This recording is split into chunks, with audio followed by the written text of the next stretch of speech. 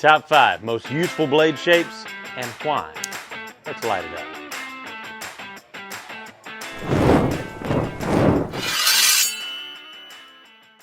So yes, today we are talking top 5 most useful blade shapes and why. What makes them so useful. The first one that I'm going to talk about today is going to be the recurve. And this is going to be probably the most polarizing because there are people that absolutely love the recurve and there are people that absolutely hate the recurve. We're going to go over that and why. The one that I chose actually is a very understated recurve, and that's going to be the Kershaw Blur. And this is one of the most popular recurve knives out there. And you can see the reason why this is called a recurve is because most blade shapes sweep up at the end. They have a general curve to the grind. This one is called a recurve because it curves one way at the beginning there, and then it curves back again and then up. So that is why it is called a recurve. Why does this come in handy? Well, for the simple purpose that what a recurve does is it actually makes the blade edge slightly longer than it would be if it were just a straight edge and then swept up. So it makes the cutting edge longer. You've got a longer cutting surface, and it allows you to get different angles on your job, whatever you're cutting, whatever you're getting down on right there. So it allows for draw cuts, which actually give you a lot more stability. So if you've got the knife like this and you're drawing on something here, it actually gives you a lot more stability because it gives you a pocket right in here to where you know your knife is not going to slip off the edge. If it's a shorter blade and it doesn't have that recurve, if you're doing a draw cut right there, you could very easily slip off the edge and you could have an accident. You could cut yourself. You could cut whatever you're not intending to cut there. So the recurve actually offers a lot of security in that. Not only that, but also it adds a belly to the front edge, which makes this a very popular tool. And I talk about this a lot. I reference this a lot because I am a hunter. I am an outdoorsman. It gives you a belly right there, which is great for skinning game. It's great for unzipping that hide and giving you a lot of control when it comes to game processing, whether it's land game or fish, something like that. It makes it a lot easier to process that because you've got that belly there. You can operate a lot more precisely and at the same time not gouge the material that you're actually trying to cut into there. So the recurve actually has a lot of benefits when it comes to that. The downside to a recurve and why there are going to be a lot of detractors is going to be the fact that it is a lot more difficult to sharpen, because if you take this knife and you are trying to sharpen it, now this is not a sharpening stone. I don't actually have it with me right now, but say you're trying to sharpen.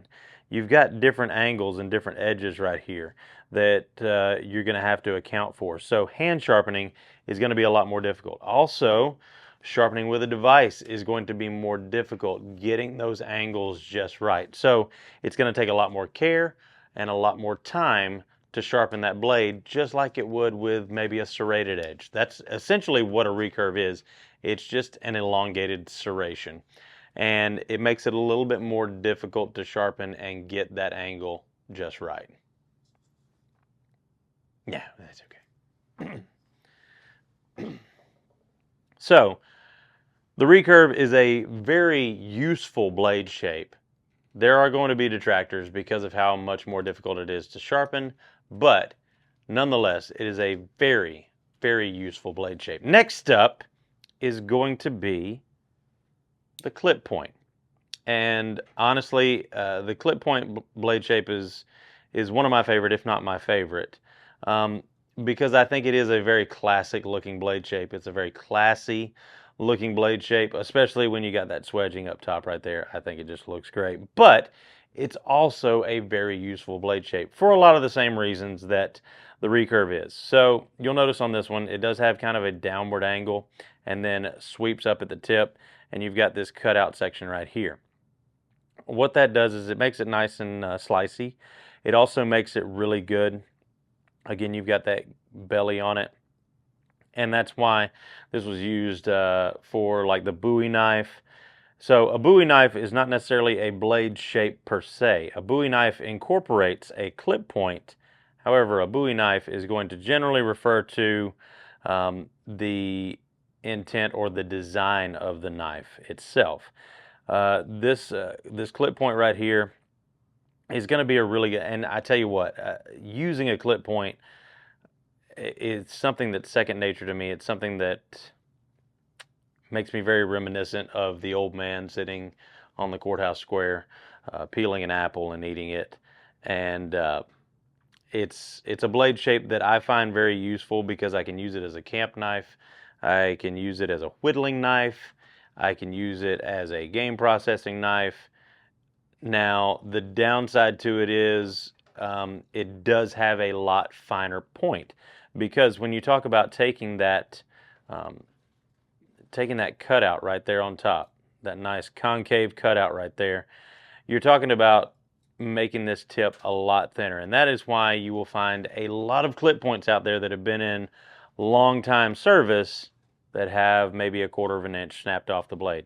That's typically because you'll find that a lot of those owners have used them for a purpose other than prescribed, meaning they have used it as a pry bar.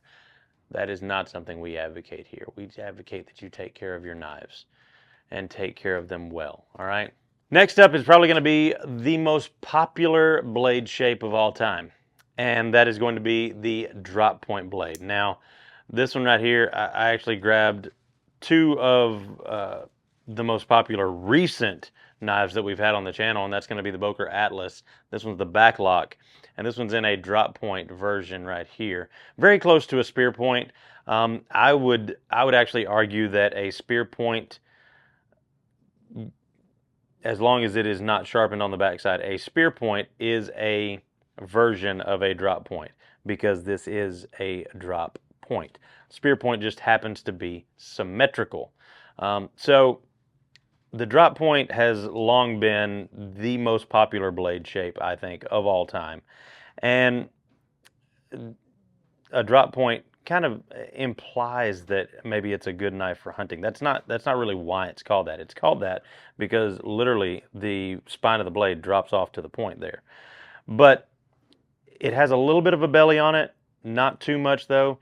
It's also a very powerful blade because it leaves a lot of material all the way out to the tip. So it's a very strong tip knife, but also a very sturdy knife, and also a very easy knife to sharpen.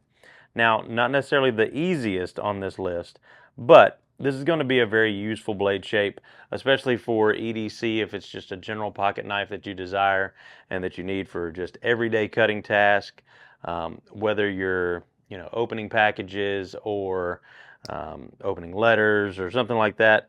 A drop point is going to be a very serviceable blade, and it's also going to be a very good looking blade, and it's going to be a very versatile blade for a lot of different uses that is also going to look good while doing it and not be hard to maintain.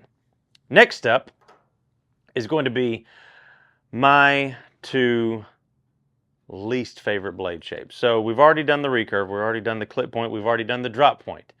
We've got two left, and those are going to be my least favorite, and I kind of lumped them in together as one, but they are definitely two separate blade shapes. One being the Wharncliffe that you will find on this Yojimbo, which is a very exaggerated Wharncliffe, and we'll get to that in a moment. But the Wharncliffe is going to be a blade shape that it's been around for a very long time, but it is so the definition of a Wharncliffe is it starts here at the top of the handle and then slowly actually curves downward all the way out to the tip, making it a very sharp, very pointy tip out of the edge. And it has a, excuse me. Okay, I'm going to start that over because I got a little tongue-tied and I got a little lost there in what I was trying to say, and I started rambling. So, Isaac!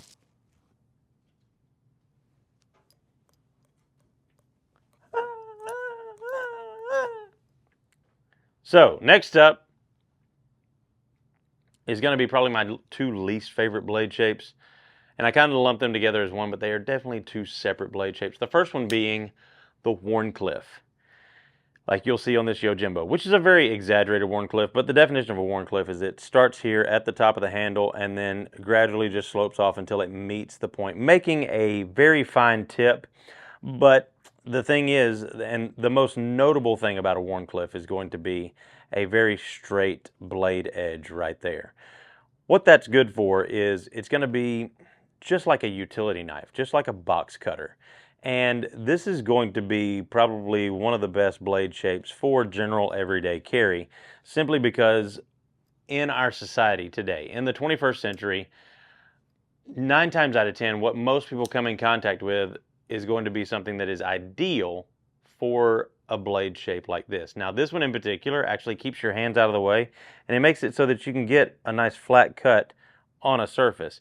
Also, you can grip it like this and really get out to the tip there. So if you need to like cut something on a hard surface, something like that, maybe on a cutting board, it's going to be really easy to do that. Also, just zipping packages open, whether it's an Amazon package or whatever, Temu, whatever that crap is. Anyways, that's going to be a really good blade shape for that. And you get the added benefit of, if you're not experienced sharpening, if you're not necessarily as good at sharpening, this is going to be one of the easiest. This and a sheep's foot is going to be one of the easiest blade shapes to sharpen, because you've got one angle on that blade edge. You don't have to worry about a curve and actually matching it up right there. You've got one angle, you get that angle, and you just work your way across the knife right there. So it's super simple, super easy, and very easy to maintain. And it's very useful. The Yojimbo, I picked that because that is literally the pretty much, well, I won't say the only, but it's one of the very few Wharncliffe blades that I actually like the look of. In general, I am not a huge fan of the look of Wharncliffe blades. I know a bunch of you out there are really going to give me static and give me crap about that, but I'm just not a huge fan of the way it looks. That's just me. That's just what I am. That's just who I am. But I do like this one. This one's pretty sexy. I call this one the I'm Batman knife. That's what I call that one. So, last but certainly not least is going to be one of the most popular, if not the most popular, in modern times, and I'm going to say that is the sheep's foot right there. Now, this blade shape actually got its name from actually sheep herders in the old days, actually using this blade shape to manicure their sheep's feet. To help tend to their sheep's feet, trimming their hooves. And what makes it good for that, and I'll be honest with you, I always thought that it had something to do with the fact that this kind of looks like a hoof. But actually it is because this is the blade shape that shepherds used to use trimming sheep's hooves there. And it makes sense because you've got a more blunt tip here, so the spine here comes straight out and then at the very end curves downward to meet the blade. That also makes this a very good blade shape if you're working around like maybe inflatable rafts, something like that you don't want to puncture. And that is the purpose of using this on a sheep's hoof also, is it's a lot safer because you don't have to worry about that sharp tip puncturing their hoof if you maybe slip or something like that. So this is another one that, just like the Wharncliffe, is going to be a really good utility blade. It's going to be a really good EDC, especially in this day and time.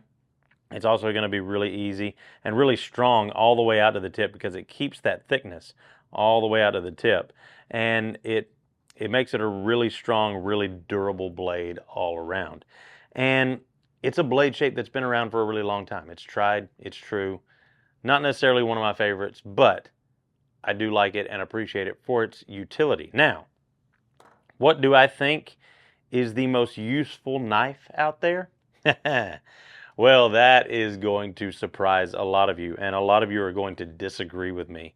But for the reasons I've stated that these all blade shapes are useful, I think this right here is the most useful knife available.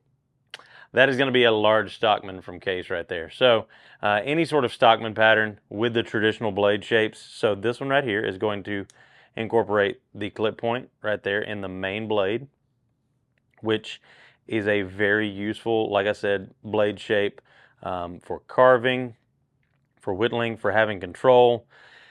It's going to be a extremely useful blade shape for that. In addition to that blade, you've also got your spay blade right here, which, I mean, its purpose is in the name. So it was originally intended, and that's why this is a stockman knife, because a lot of ranchers, a lot of stockmen actually carry this type of knife because they will use this spay blade just for what it says, for castration.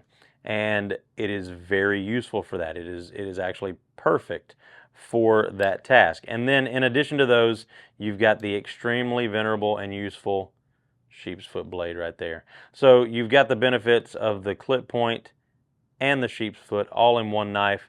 Now, I know a lot of people, and I've had a lot of people in the comments lately say, oh, well, there's no point in carrying a traditional pattern knife. Nobody uses those anymore. Nobody buys those anymore to actually use. I completely disagree. There's a lot of us that still carry those, and for good reason, because I still carry a stockman knife. I don't have it on me today because I actually carried my case right there, my mini copper lock. But the stockman is going to be, I think, the most useful knife out there because you've got 3 different blades. So one, you've got alternate blades for different jobs and different purposes. You've got your clip point that you're obviously going to use for certain things. You've got your spay blade that you're obviously going to use for certain things. And you've got your sheep's foot. Those are all going to be very useful blades for different tasks and different purposes, and you've got them all rolled into one. Folks, that's it for me. I want you to sound off in the comments down below. Let me know what your favorite blade shape is. I want to know. And guess what? In one of our videos coming up in this same series, we're going to go over the most useful blade shapes and styles of fixed blade knives. We also want you to let us know what you think should be on that list. As always, folks, it's been me, TC, here with Smoky Mountain Knife Works, smkw.com. Remember, if it cuts like some of the most useful blade shapes out there, then we carry it.